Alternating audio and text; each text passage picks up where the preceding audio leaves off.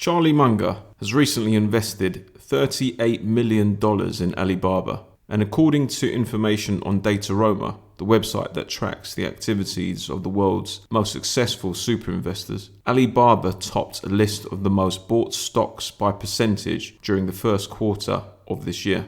Alibaba's shares have fallen recently in the wake of a series of events that have marred the company, including antitrust charges and threats of being delisted from the New York Stock Exchange. This drop has created an opportunity for investors to buy shares in this company at a discount. In this video, we will analyse Alibaba and assess whether it is worth taking the risk of investing in one of the largest companies in the world. So let's take a closer look at Alibaba on today's Investment Store. Welcome to the Investment Store, the personal finance channel that reviews a diverse range of investment asset classes, from stocks and ETFs through to real estate and cryptocurrencies. If you enjoyed this video, please click the like button and leave a comment. And if you like our content, then please subscribe to the channel to become part of the Investment Store community and hit the notification bell to ensure that you never miss an episode. With that said, let's commence with today's video.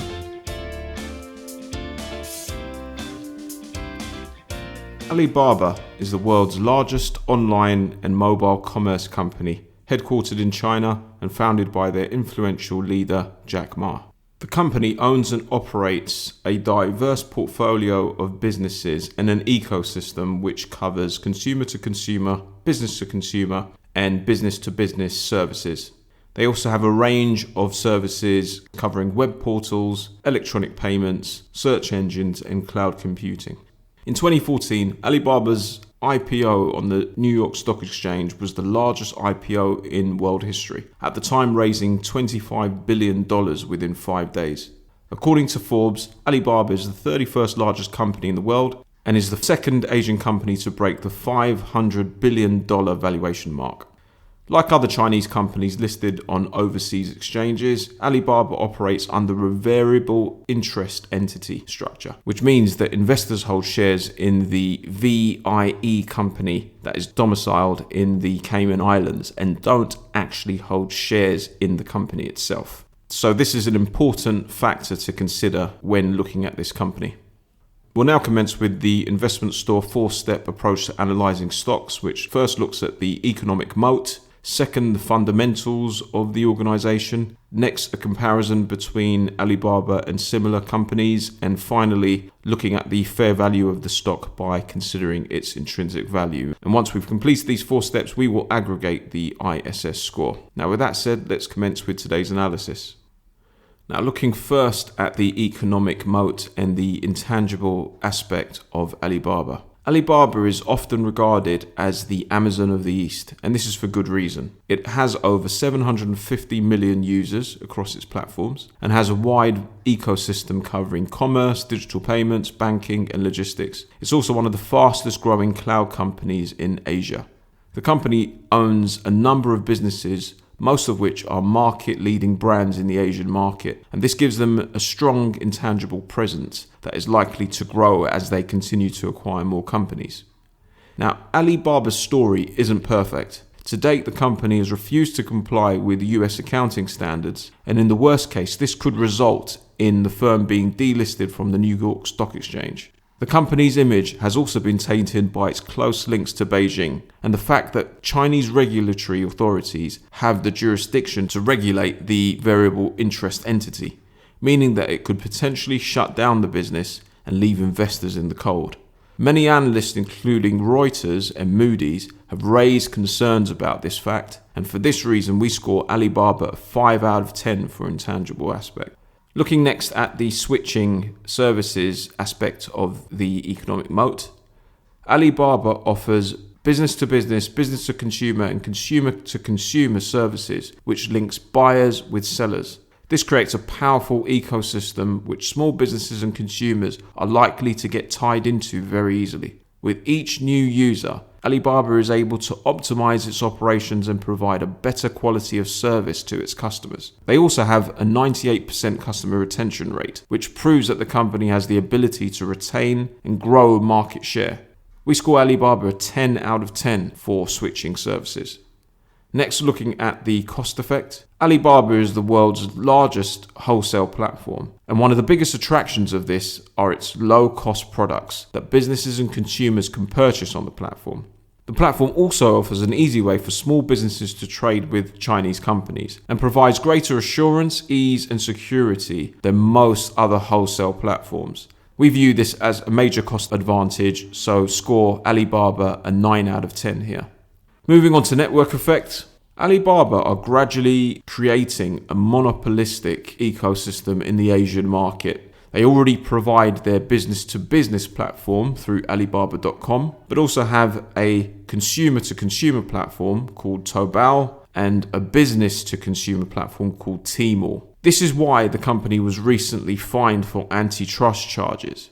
Despite this fine, we believe the company will continue to have a significant advantage in the Asian market, which could grow internationally. So we score them a 10 out of 10 for network effect.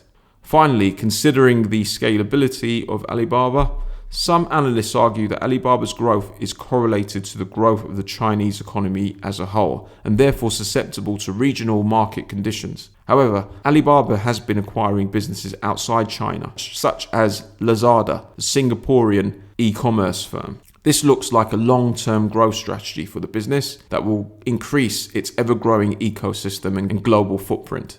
Through their cloud and mobile payment services, Alibaba are also well positioned to continue growing, so we score them a 10 out of 10 for scalability. This gives Alibaba an overall Moat score of 9 out of 10. Moving on to our fundamental analysis for Alibaba, let's review some of the company's key financial data. Alibaba's operating margin has been dropping over the past 5 years, which is on account of the increasing operating expenses, investment, and high cost of goods sold. So we score them a 6 out of 10 here. Net margins have been consistently over 20% over the past 5 years. However, it's a bit odd that net margin has been higher than operating margin. This allegedly comes from interest and investment income, which amounted to $10 billion in 2020 alone. We scored net margin an 8 out of 10, as we will need to do some more digging to understand more about the source of Alibaba's investment income. Return on asset and return on capital employed are hovering around the 10 and 12% mark respectively. We score ROA a 7 out of 10 and ROCE a 6 out of 10, as they both fall slightly below our required threshold. For debt to equity, Alibaba's DE has been consistently below 1, which is good, so we score them a 9 out of 10. And next, looking at the earnings per share growth rate, this has been impressively high, averaging 28% over the past 5 years, so we score this a 9 out of 10. Alibaba's free cash flow yield has consistently been above 2% over the past 5 years, which is decent, so we score Alibaba 7 out of 10 for free cash flow yield.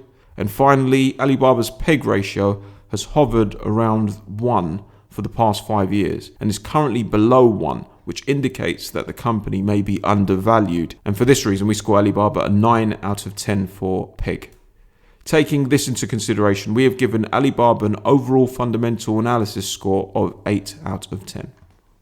We'll now compare Alibaba against some of the leading big tech stocks and the SPDR Technology Select ETF. First, looking at net margin, Alibaba's net margin is second only to Facebook's. Again, this is based on their somewhat dubious net earnings following interest and investment income. So we score this a 8 out of 10 here. Moving on to PE ratio, Alibaba has the lowest PE ratio of the group. We score them an 8 out of 10, again for the same reasons as net margin. Next, looking at the PEG ratio, Alibaba has the lowest PEG by a margin, so we score them a 9 out of 10 here. And looking next at the free cash flow yield, Alibaba's free cash flow yield is the second highest in the group after Google, so we score them an 8 out of 10.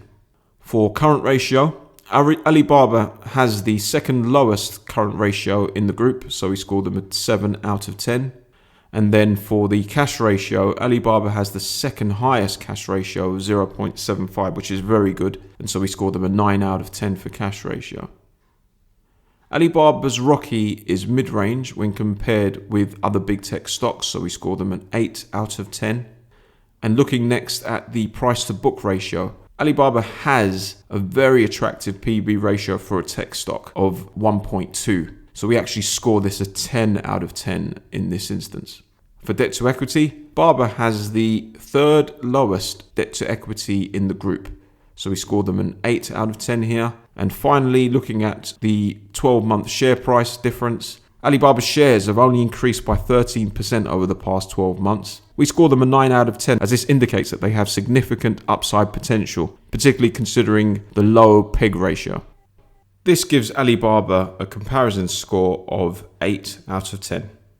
The final step in our analysis is to determine the intrinsic value of the stock. Please feel free to use our intrinsic value calculator on our website, and a link to our website can be found below.